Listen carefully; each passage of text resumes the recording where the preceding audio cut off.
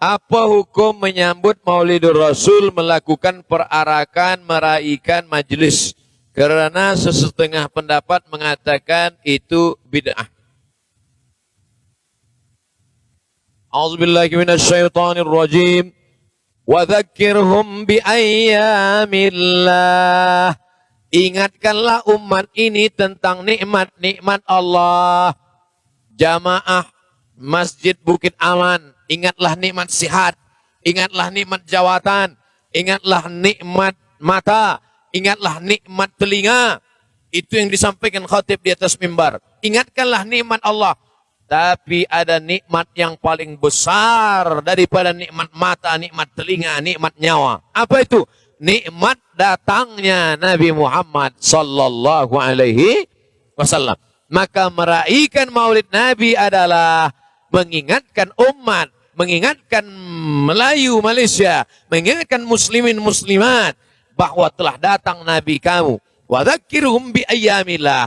Ingatkanlah mereka tentang nikmat terbesar Maulidur Rasul, mengingatkan tentang kedatangan Nabi Muhammad sallallahu alaihi wasallam.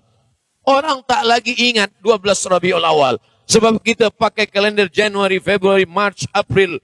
Lalu kemudian dia tengok ramai-ramai orang meraihkan di tengah jalan. Dia tanya, apa ini? Ini jam penuh apa nih? Orang sedang maulid. Oh, maulid hari ini. Allahumma sholli ala Sayyidina Muhammad wa ala ali Sayyidina Muhammad. Yang kedua, ada seorang lelaki. Dia suruh budak dia, sahaya dia. Nama sahaya dia Suwaibah. Suwaibah, engkau jaga adik iparku. Nanti kalau anak dia lahir, engkau bagi kabar pada saya. Baik tuan. Lalu kemudian adik ipar dia lahir. Nama adik ipar dia Aminah. Aminah melahirkan anak. Selepas itu senang betul hati dia. Nama dia Abu Lahab. Kata Abu Lahab bertanya kepada Suwaibah. Wahai Suwaibah, adik iparku melahirkan anak lelaki apa perempuan? Kalau perempuan kita kubur hidup-hidup. Anak lelaki tuan. Siapa namanya? Diberi nama oleh Abdul Muttalib dengan nama yang belum pernah dipakai nama orang lain. Itulah dia Muhammad sallallahu alaihi wasallam. Apa kata Abu Lahab? Wahai Suwaibah, mula malam ini, malam Isnin 12 Rabiul Awal, aku berhentikan, tidak lagi menjadi budak, tak lagi jadi sahaya. Engkau menjadi orang yang merdeka.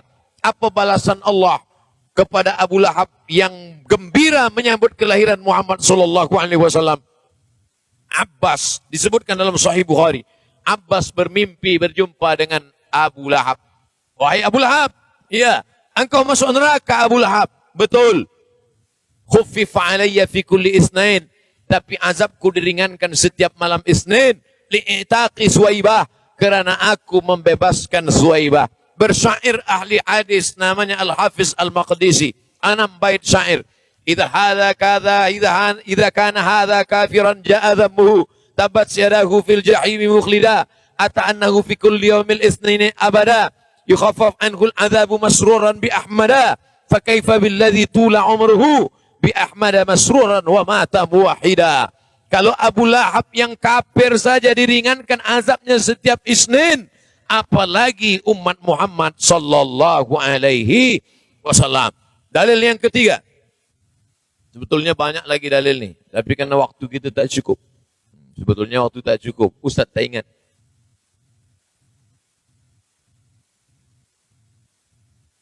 Setiap bulan Muharram, kalau waktu habis bagi tahu saya.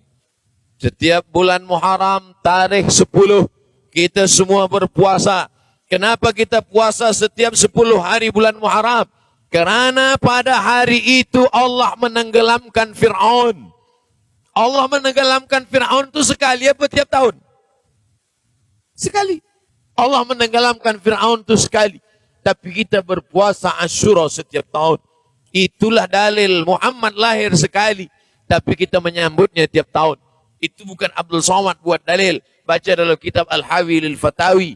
Ditulis oleh Al-Hafiz Ibnu Hajar Al-Asqalani. Ditulis oleh Al-Hafiz Jalaluddin Abdurrahman As-Suyuti. Dia ambil pendapat Al-Hafiz Ibnu Hajar Al-Asqalani. Sudah saya tulis dalil-dalil maulid ini dalam buku 37 masalah populer.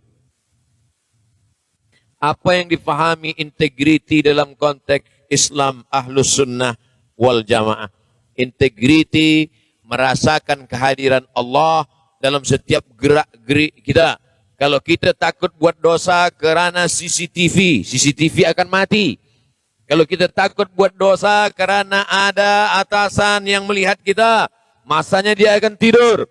Tapi integriti kita adalah manakala kita beramal berbuat, yang melihat kita bukan manusia. Siapa yang memandang melihat kita? Dia. Siapa dia? La ta'khudhuhu sinatun wala naum. Wa idza sa'alaka ibadi anni. Kalau Allah bertanya, kalau hambamu bertanya kepadamu, kalau hambaku bertanya kepadamu ya Muhammad tentang aku, fa inni qarib. Katakan aku dekat. Sedekat apa Allah itu dengan kita? Wa nahnu aqrabu ilaihi min hablil warid. Aku lebih dekat dengan hambaku daripada urat lehernya sendiri. Wa huwa ma'akum aina ma kuntum. Dia bersama kamu dimanapun kamu berada. Begitulah Ahlussunnah mengajarkan kita kebersamaan dengan Allah Subhanahu wa taala dimanapun kita berada. Allah tak jauh, dekat tak bersentuh, jauh tak berjarak. Begitu kata orang Melayu. Dekat tak bersentuh, jauh tak berjarak. Polis sering berhadapan dengan demonstrasi yang dianjurkan oleh golongan tertentu sehingga boleh mendatangkan ancaman dan keselamatan dalam negara. Adakah sesuatu kekerasan boleh digunakan dalam Islam sekiranya golongan yang merusuh itu cuba mendatangkan mudarat kepada anggota keselamatan? Demonstrasi satu package dengan demokrasi. Kalau ada orang mengharamkan demonstrasi tapi menghalalkan demokrasi, macam mana kita boleh mengharamkan demokrasi? Bila kita menerima demokrasi, maka kita menerima juga demonstrasi. Demonstrasi bahasa Malaysianya unjuk perasaan. Dia tunjukkan perasaan dia di dalam. Perasaan bersetuju, perasaan tidak bersetuju, perasaan tidak suka. Turun ke jalan, pakai poster, mengungkapkan kalimat, tapi tidak dengan kekerasan. Bila ada orang membawa kekerasan, maka polis juga bukan dia balas dengan kekerasan, dia menegakkan hukum. Dimanapun negara ada hukum, tidak boleh menghancurkan, tidak boleh merosakkan, tidak boleh mengganggu orang. Dia hanya turun ke jalan beramai-ramai, dia bawa poster ketidaksetujuan dia, lalu dia katakan demonstrasi.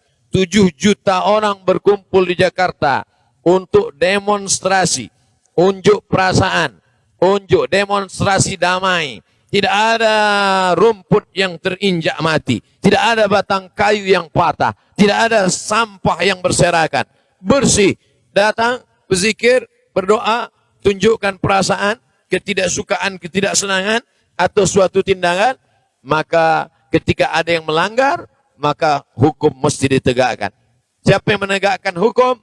Itulah dia salah satu unsur dari yang menegakkan hukum adalah polis.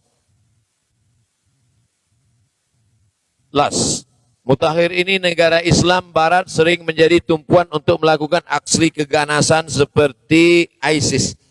Apakah ideologi yang mereka anuti sehingga sanggup untuk menghalalkan darah sesama umat Islam maupun orang bukan Islam?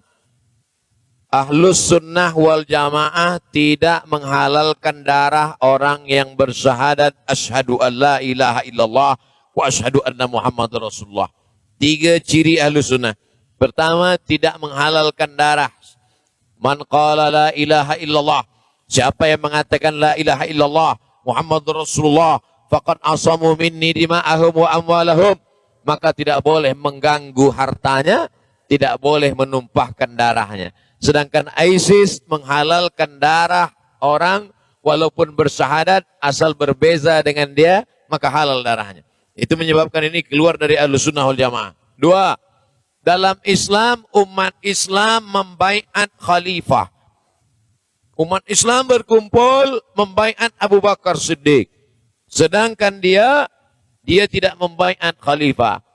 Dia mengangkat dirinya menjadi khalifah. Abu Bakar Al-Baghdadi mengangkat dirinya dan meminta orang lain membaiat dia.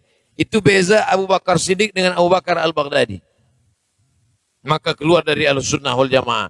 Yang ketiga, cara-cara perangnya bukan cara perang Ahlus Sunnah wal Jamaah. Ahlus Sunnah wal Jamaah berpegang kepada sunnah. Satajiduna rijalan fis sawami'. Kamu akan bertemu dengan pendeta-pendeta. La ta'ridu lahum. Jangan ganggu pendeta. Jangan hancurkan gereja. Church. La taqtulu sabiyan murdi'a. Jangan bunuh anak kecil. Wala syaikhan faniya. Jangan bunuh orang tua renta. Jangan bunuh perempuan yang menyusukan anak. La ta'qiranna nakhla. Jangan cabut pohon kurma. La taqta'unna syajaratan. Jangan potong pokok kayu. La tahdimu buyutan. Jangan hancurkan rumah. Apa yang mereka lakukan? Membunuh anak kecil tak berdosa. Menghancurkan rumah-rumah. Bahkan makam-makam imam-imam pun dihancurkan. Makam Imam Nawawi salah satunya. Apa salah makam? Oleh sebab itu ini menyebabkan keluar daripada golongan Ahlus Sunnah wal Jamaah. Mudah-mudahan kita diberikan Allah cahaya terang benderang sehingga boleh membezakan mana Ahlus Sunnah wal Jamaah, mana Ahlul Bid'ah yang sudah keluar daripada sunnah. Amin. Ya Rabbal Alamin. Terima kasih atas segala perhatian. Mohon maaf atas segala kesilapan dan kekhilafan.